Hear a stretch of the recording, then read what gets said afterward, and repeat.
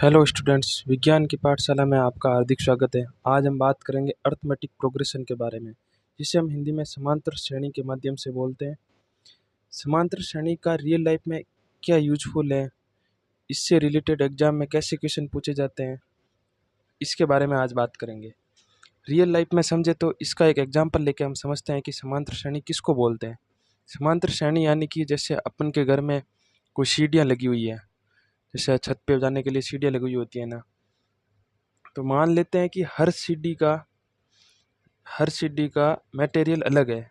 हर सीढ़ी अलग मटेरियल की है, तो अपन मान लेते हैं कि हर सीढ़ी का वेट अलग है।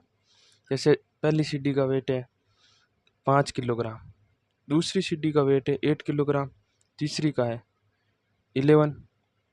तो इनके बीच में कितना डिफरेंस हो गया, ये मतलब सेम डिफरेंस से सारी सीढ़ियों का वेट बढ़ रहे हैं। जैसे 10 सीढ़ी है, 11 सीढ़ी है, 12 सीढ़ी है, तो सबके वेट बढ़ रहे हैं। जैसे पहली का 5 है, दूसरी का 8 है, तीसरी का 11 है।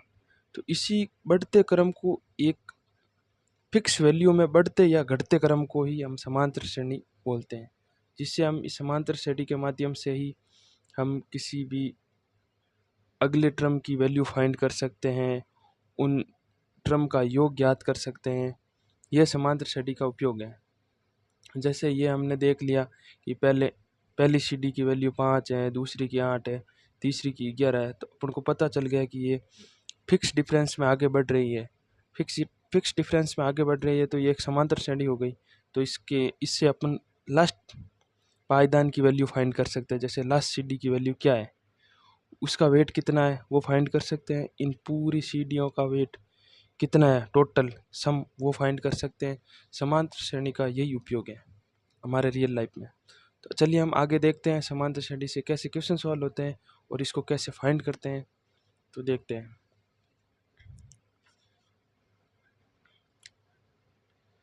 अपन एक एग्जांपल लेके देखते हैं। जैसे ये अपन ने एग्जांपल लिया 5, 8, 11, यही वाला एग्जांपल ले लेते हैं। जैसे 5, 8, 11, ये एक समांतर श्रेणी है। तो अपन को क्या करना है कि जैसे ये पद हो गया ए, ये फर्स्ट पद हो गया A1, ये सेकंड पद हो गया A2, ये थर्ड पद हो गया A3। ये इस टाइप से पद चलते जाएंगे। अब इससे आगे मतलब इस सेम दोनों के सेम डिफरेंस से आगे पद बढ़ते जाएंगे, आगे टर्म और बढ़ती जाएंगी।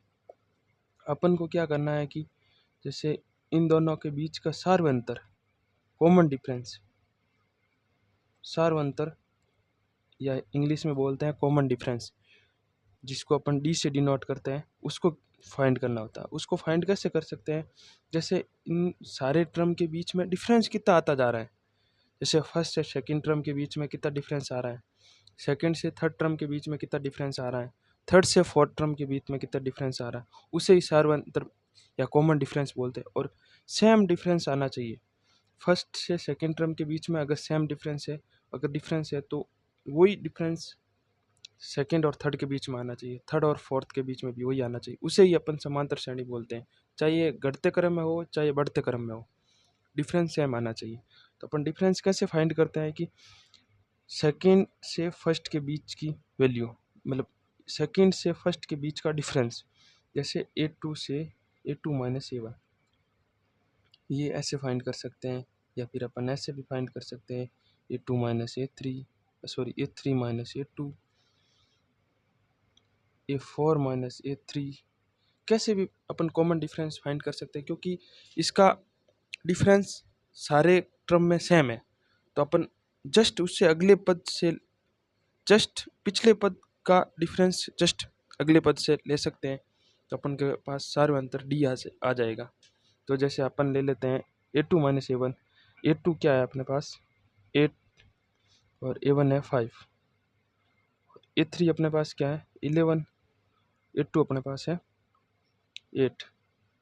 तो इन दोनों के बीच का डिफरेंस देख लेते हैं 3, ये भी 3। सार्वंतर अपना हमारे पास आ गया डी, जिसको अपन सार्वंतर बोलते हैं डी, ये आ गया 3। अपने पास ए है फर्स्ट पद, सार्वंतर डी 3। तो अगर अपना हमारे पास ए और डी मिल जाए तो अपन सारी समांतर श्रेणी की सारी इक्वेशन को सॉल्व कर सकते हैं। इसकी इसको पूरा सॉल्व कर सकते हैं, आगे कौन सा टर्म आएगा कौन सा नहीं आएगा, इसको पूरा को सॉल्व कर सकते हैं।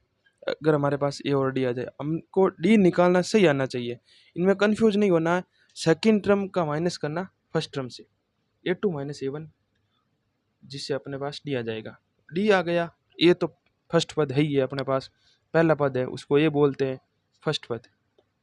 प्रथम पद आना चाहिए और डी आना चाहिए, उसके बाद सारी समांतर श्रेणी अपन निकाल सकते हैं। तो अपन क्या करते हैं, समांतर श्रेणी ये कैसे बनी देखो, पहला पद है 5, ये हमारे पास पता था। सेकंड पद डी अपन को पता है कि 3 है हमारे पास, तो अपन क्या करते हैं 5 में इस पहले पद में डी को जोड़ेंगे तो ये हो जाएगा हमारे पास 8। सेकंड पद में वापस डी को जोड़ेंगे तो हो जाएगा 11, और आगे डी को जोड़ते जाएंगे तो 14, ऐसे पद निकलते जाएंगे। तो अपन क्या करते हैं कि अब निकालते हैं कि जैसे अपने पास ये 3-4 पद है, अपन को 10वां पद याद करना है। जैसे मान लेते हैं हमारे पास 10वीं सीडी की वैल्यू क्या होगी, 10वीं सीडी का वेट क्या होगा, वो अपन को फाइंड करना है। तो अपन कैसे फाइंड करेंगे, जैसे हमने अभी 4th सीडी का वेट फाइंड किया था 14, ये हमारे पास नहीं था तो हमने फाइंड किया था। तो अपन क्या करते हैं कि अब 10वां पद फाइंड करते हैं। तो 10वां पद फाइंड करने के लिए अपन को क्या करना पड़ेगा, जैसे पहला पद है हमारे पास ए, दूसरा पद है ए प्लस डी, ए प्लस डी है, हमने डी को ए से ए में डी को जोड़ा तो सेकंड पद आ गया, ए में 2D को जोड़ा तो ये थर्ड पद आ गया, थर्ड पद आ गया ए प्लस 2D। ऐसे हमारे पास फोर्थ पद आ जाएगा ए प्लस 3D।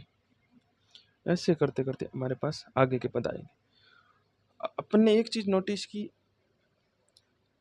ये डी है सेकंड पद है तो इसके पास साथ 1 का गुणा है, ये थर्ड पद है एक के पास एक, डी के पास 2 का गुणा है, ये फोर्थ पद है ए के डी के पास 3 का गुणा है। तो 10वां पद ज्ञात करेंगे तो ए के पास ए प्लस 9D, 10वां पद ज्ञात करेंगे तो हमारे पास क्या आएगा ए प्लस 9D। इससे अपन 10वां पद फाइंड कर सकते हैं। तो हमारे पास जैसे इस एग्जाम्पल में हमको 10वां पद फाइंड करना है, तो अपन कैसे फाइंड करेंगे, ए हमारे पास है 5 प्लस 9 और डी हमारे पास कितना है 3, तो ये क्या हो गया टोटल 27 प्लस 5, तो ये टोटल कितना हो गया अपने पास 32। 10वां पद क्या होगा 32, 10वें पायदान की वैल्यू क्या होगी 32। अगर ऐसे अपने पास 10 पद दिए हुए हैं तो हमने ये ऐसे फाइंड कर लिया। अगर हमारे पास n पद होते तो अपन कैसे फाइंड करते, अगर यहाँ पे 10 की जगह पे n दे दिए, अपन ने 10 की जगह पे n दे दिए तो अपन कैसे फाइंड करेंगे, यहाँ पे 9D कर लिया, 10 में से 1 कम करके यहाँ d के पास लिख दिया, तो अपन ऐसे ही करेंगे n पद में भी। ये तो सब जगह पे लिखना है, फिर एक वैल्यू कम करनी है, एक वैल्यू कम करनी है, हमने 10वें में एक वैल्यू कम की 9 लिखी, तो अपन को n में भी एक वैल्यू कम करनी है तो n-1 लिखना है, n में से एक वैल्यू कम कर दी, ये हो गया d। n पदों को ज्ञात करने का फॉर्मूला ये a प्लस n-1d। समांतर श्रेणी में n पद, nवां पद कौन सा है, तो ये अपन ऐसे फाइंड करेंगे a प्लस n-1d। जैसे हमने अभी 10वां पद ज्ञात किया, तो वैसे ही एग्जाम में दिया होगा कि nवां पद, जैसे 9वां पद 8वां पद, तो अपन को क्या करना, 8 दिए हुए, जैसे 8वां पद दिया तो एक वैल्यू लिखी 8, 8-1 7 डी, एक n दिया हुआ है, जैसे n 8 दिया है तो 7 यहाँ पे, 7 दिए हुए तो 6 यहाँ पे, एक वैल्यू कम करके लिखना है। इसी का अपन एक और एग्जांपल लेके देखते हैं कैसे सॉल्व होता है। एक एग्जांपल से आपको क्लियर हो जाएगा। जैसे एक एग्जांपल ले लिया हमने, जैसे 2 7 12 है, इसका अपन को 13वां पद ज्ञात करना है। 13वां पद फाइंड करना है। एन एन पद कौन सा हुआ? एन हुआ 13वां पद। तो अपन के पास फॉर्मूला है, तो अपन डायरेक्ट फॉर्मूला इसमें पुट करेंगे। ए की value A plus N minus one D. A find करना, डी फाइंड करना, एन फाइंड करना। एन तो अपन को दिया हुआ 13। ए क्या है? जो फर्स्ट पद होता है वो ए होता है, तो ए बराबर 2। डी कैसे निकालते हैं कि सेकेंड पद में से फर्स्ट पद को माइनस करते हैं, या फिर थर्ड पद में से सेकंड पद को माइनस करते हैं, किसी में से भी कॉमन माइनस कर लो, वो सार्वंतर डी आएगा। तो अपन सेकंड पद में से फर्स्ट पद को माइनस करते हैं, 7 माइनस 2 इक्वल टू 5। ये हमारे पास आ गया डी इक्वल टू 5। अब हम क्या करते हैं, एन हमारे पास क्या है? 13। तो अपन वैल्यू पुट करेंगे, एन बराबर 13। तो ए है हमारे पास 2 प्लस 13 माइनस 1, डी हमारे पास 5।